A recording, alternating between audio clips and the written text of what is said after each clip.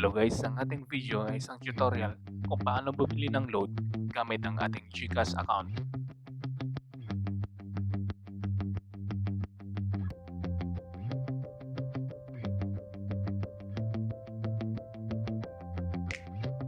Ang unang step ay mag-login lamang po sa ating GCash account.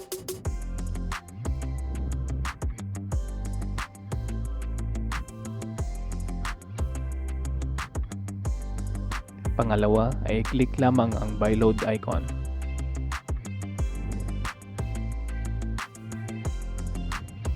Sunod ay enter ang mobile number na inyong lolodan.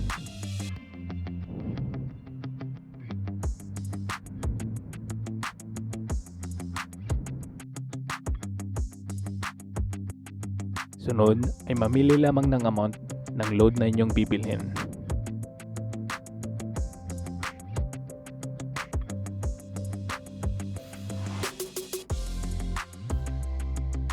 Paki-review na din ang details bago mag-proceed.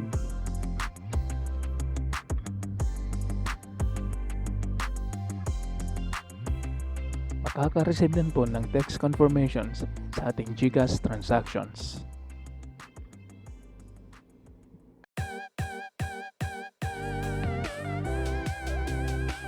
Para po maging updated sa ating mga bagong video, maaari lamang i-like, i-share, at mag-subscribe sa ating YouTube channel. Maraming salamat po!